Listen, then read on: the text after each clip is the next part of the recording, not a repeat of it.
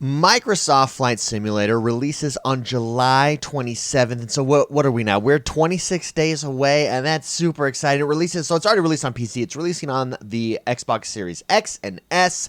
And I've said it before, and I'll say it again. I really think this game has been, it's a niche title ultimately, but it's one of the highest rated games that Microsoft has on PC, that Xbox has on PC.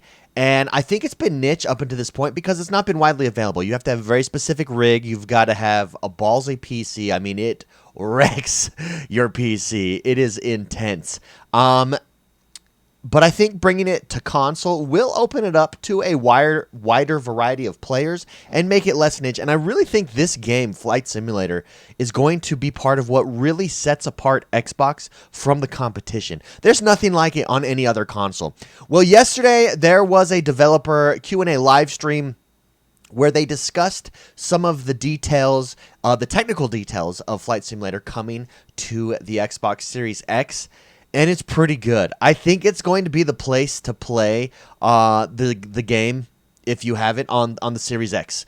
I really do. I have a PC. I have a pretty good PC, and this game wrecks my PC. I have friends that have really ballsy PCs, and this game wrecks their PCs.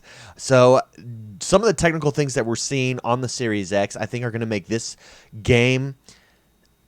It's going to be the place to play it, in my opinion. Before we jump into those details, though, don't forget to hit that like button, subscribe to this channel. I'm X1 the Gamer. This is the XoneBros. We are your place for all things Xbox and positive gaming. If you like positive gaming, if you like the Xbox, come join us, subscribe to us. We've got a podcast that drops every single Friday. We talk all things Xbox. So like us, subscribe, and let's do this. Let's jump right into this. This is from Twinfinite. Microsoft Flight Simulator Xbox version gets new details.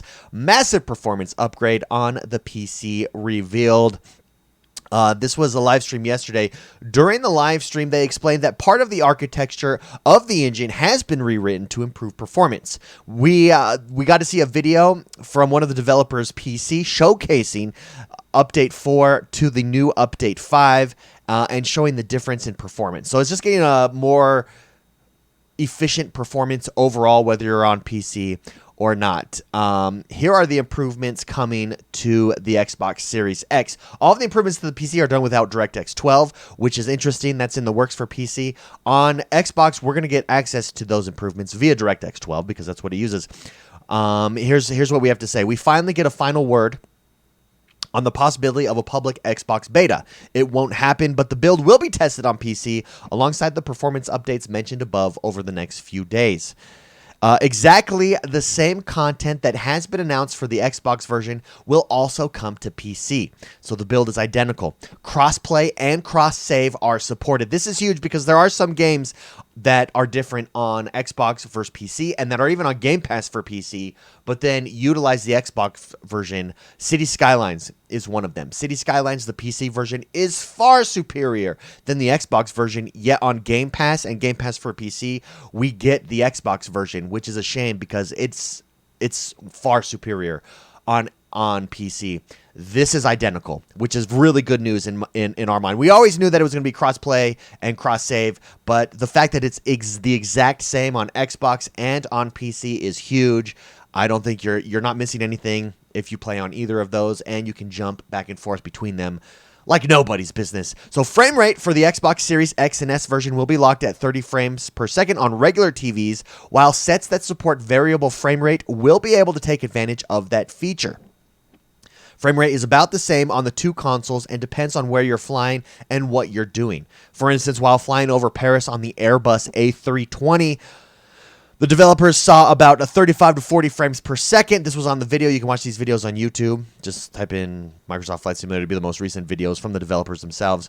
So while flying over Paris, they saw 35 to 40 seconds, which is on the low end. This was on the variable monitor, or a monitor that supports variable frame rate. While when flying over Bordeaux, the frame rate can go as high as 60. That's huge. That's nice. Make sure you've got a nice gaming monitor to game on. I do. If you have a Series X, I just think it's worth the investment. And so that's exciting. That's good to hear. The Xbox Series X will render the simulation at 4K resolution, while the Series S will render it at 1080. That we knew that there was going to be some differences there. That's good to know. A physical disc for Xbox will be available only for the standard version of the game.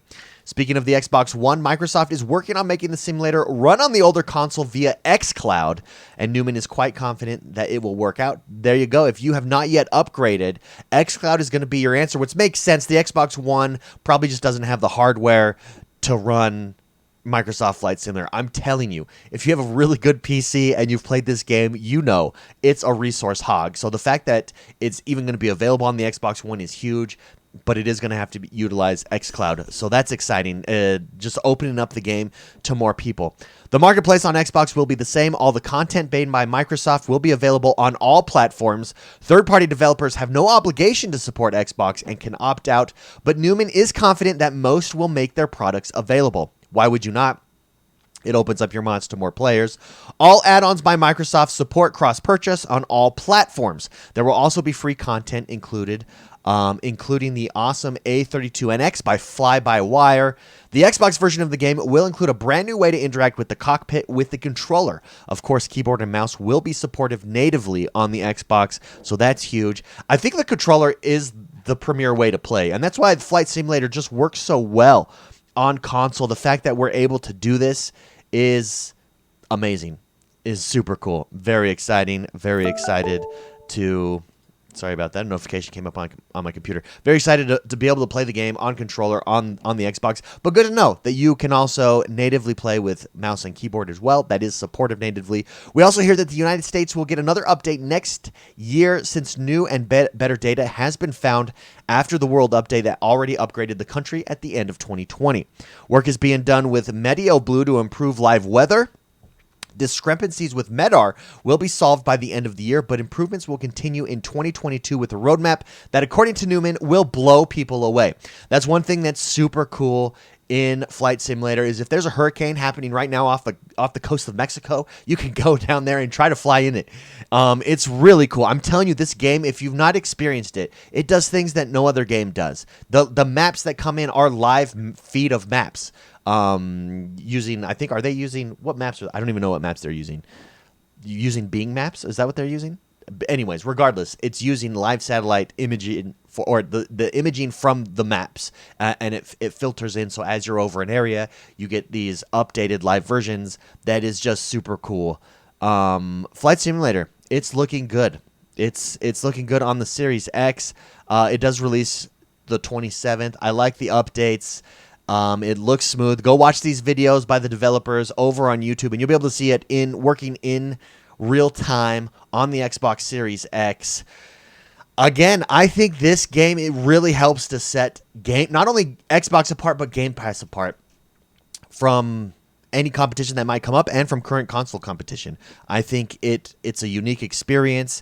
I think it's been fairly a niche game because of the requirements and the specific technical requirements on PC that are required that not everybody has necessarily. Opening it up to Xbox and the Xbox Series X and even Xbox One via cloud is huge, and I cannot wait. We get this at the end of the month. I think it's going to be one of the biggest games of the year for Xbox and Microsoft for their games on Xbox and for Game Pass overall. I want to know what you think. What do you think of the technical specs that we heard of here? Let me know in the comments below. Are you excited for Microsoft Flight Simulator? Let me know.